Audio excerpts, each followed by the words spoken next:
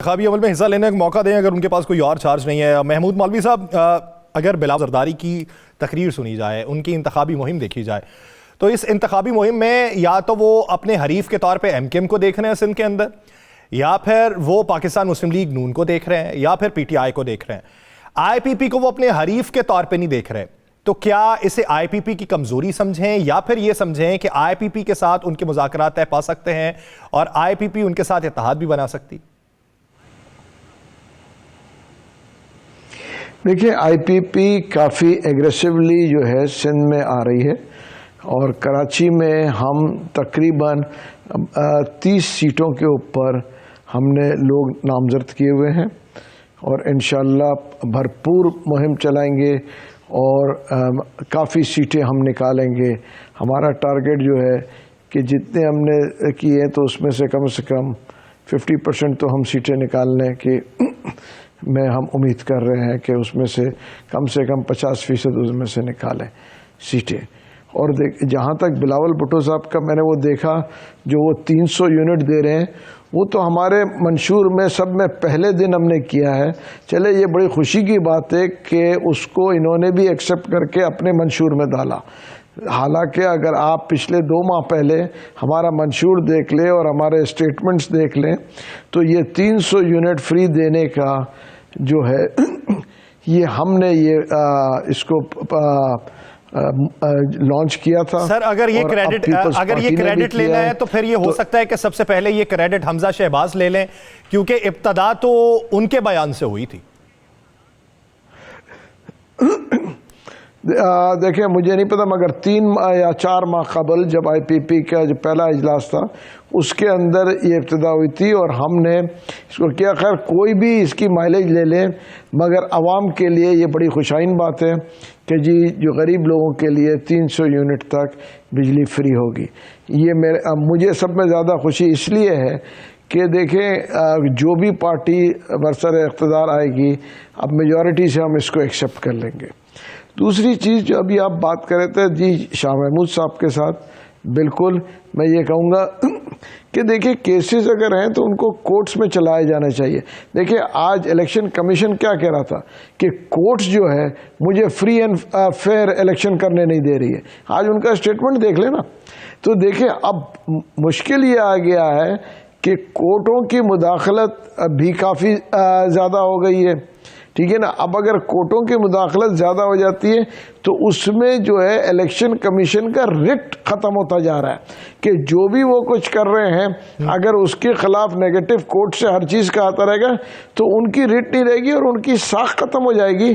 तो ये मुझे ख़तरा ये है कि जब इलेक्शन के रिजल्ट्स आएंगे उसको भी लोग एक्सेप्ट नहीं करेंगे, कहेंगे जी हम तो एक्सेप्ट नहीं करते इसको।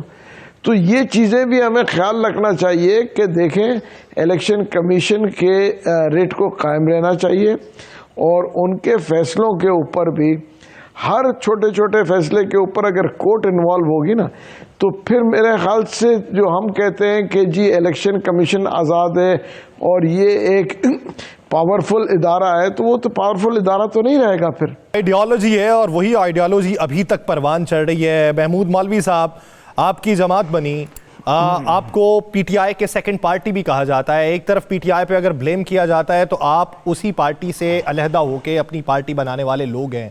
बात होती है मंशूर की, बात होती है उस बयानिए की जो अवाम बाय कर सकें, और बात होती है गवर्नेंस की। लेकिन इस कुली तौर के ऊपर कैनवस पे जो रंग बिखेरे जाते हैं वो कोई शक्ल इख्तियार नहीं कर पाते। उसकी बुनियादी वजह क्या है और उसमें तब्दीली कैसे आएगी?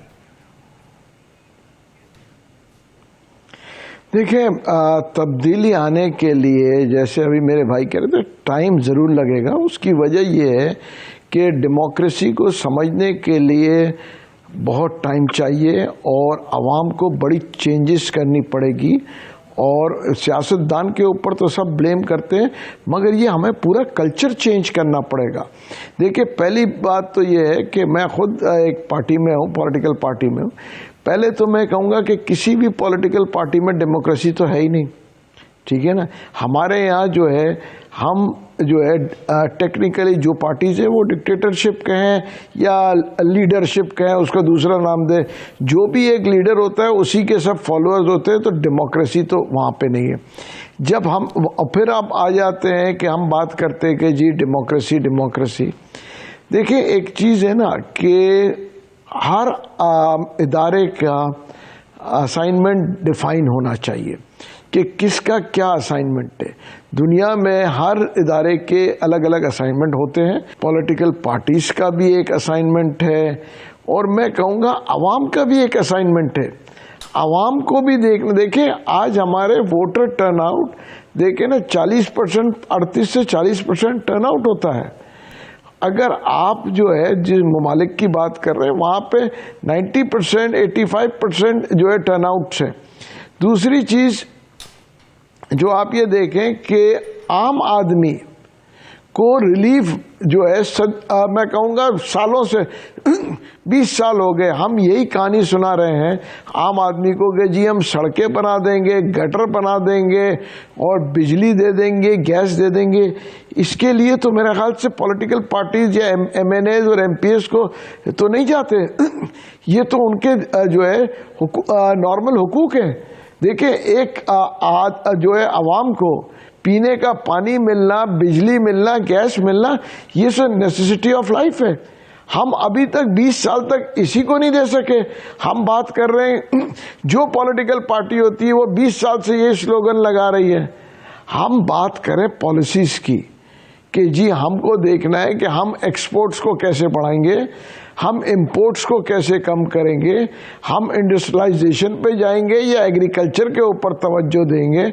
हमने आवाम को जो दौड़ा रहे हैं कि जी हम महंगाई कम कर देंगे, हम जो है आप लोग को जो है स्कूलों को ऊपर देखें ना, बात हम कर रहे हैं स्कूलों को तो हमने तबाह कर दिया है, एजुकेशन का सिस्टम तबाह हो गया है।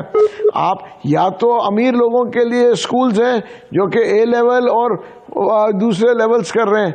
देखिए एजुकेशन का मेयार होना चाहिए।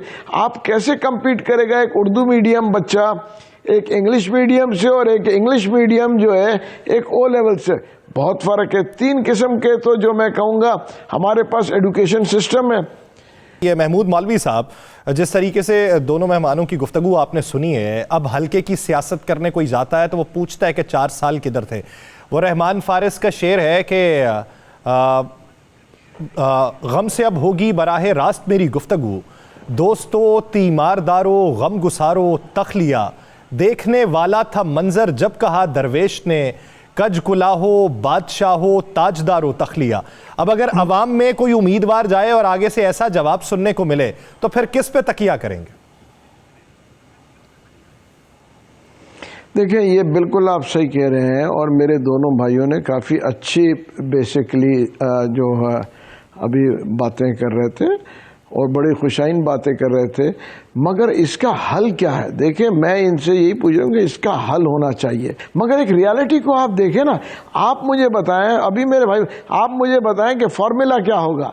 क्या आप समझते हैं कि ये जो इलेक्शन होंगे, देखें उसके जो लोग आएंगे, ये जो बातें कर, देखिए एक सिस्टम जो चल रहा है उसको मेजर चेंजेस आप करने के लिए आपको मेजर जो है स्टेप्स लेने पड़ेंगे। ये जो है देखें 3-4 पॉलिटिकल पार्टी है, 5 पॉलिटिकल पार्टी है जो मेन स्ट्रीम है, ठीक है। अब प्रॉब्लम ये है कि इसको आपको हमें कोई मतलब ये बैठ के ये सॉल्व करना है, एग्रेसिवली सॉल्व करना पड़ेगा ना। कि कैसे सॉल्व करेंगे आप मुझे बताएं। सही कह रहे हैं मेरे भाई, लोगों को इधर इस वक्त खाने के लाले पड़े हुए हैं, हालात जो है ख़राब है, तो इसको आप ठीक कैसे करेंगे? आप जो है क्या पॉलिसी है आपके पास? वो इलेक्शन के टाइम पे वो स्टेटमेंट्स की जो बात कर रहे हैं, क्या वो पॉलिसी है? या कोई चीज़ रियलिटी में आप लेके आएंगे ना? रियलिटी कहाँ से लेके आएंगे? पिछले 20 साल से 25 साल से तो मैं खुद सुन रहा हूँ। अच्छा, आप जब रियलिटी की बात कर रहे हैं महमूद मौलवी साहब, आप रियलिटी की बात कर रहे हैं तो आप कहते हैं कि हमारे मंशूर में 300 यूनिट मुफ्त बिजली देने का बयानिया है, तो उसके लिए तो बरसरे इक़्तिदार आना ज़रूरी है, उसके लिए आपकी मेजॉरिटी का होना ज़रूरी है। लेकिन कौमी असम्बली के सिर्फ 18 हलकों के ऊपर IPP ने अपने कागजात जमा करवाए हैं। सीट एडजस्टमेंट के लिए आप 40 सीटें पाकिस्तान मुस्लिम लीग नून से मांग रहे थे। तो ऐसे तो ना तो आपका वजीर आला आ सकता है, ना वजीर आजम आ सकता है, तो फिर वो बयानिया, वो मंशूर, उसमें कितने हकाइक हैं? नहीं, देखिए मैं बताऊं, 40 सीटें की जो बात हो रही है, आप 18 तो MNA की सीटों की बात कर रहे हैं और जो है 40 सीटें जो है वो MPA के हैं, तो टोटल बन जाते हैं 58 सीटें। ये मैं करेक्ट कर दूं, ये 40 और 18 जो है ये 58। और मैं आपको बता रहा हूँ ना, जैसे देखें, हम कराची की मैं बात कर रहा हूँ, वो तो वहाँ की पंजाब की हो गई, सिंध और कराची की हम भी तो इलेक्शन में लोग खड़ा कर रहे हैं। हम सिर्फ जो है पंजाब को क्यों देख रहे हैं, सिंध में जो है तकरीबन 35 से 40 कैंडिडेट हम खड़ा कर रहे हैं। तो आप क्या समझते हैं कि जी 35-40 कैंडिडेट खड़ा कर रहे हैं, जो दूसरी पार्टीज भी कर रही है, मैं ये नहीं कह रहा हूँ, मगर हम भी तो कुछ सीटें निकालेंगे यहाँ से।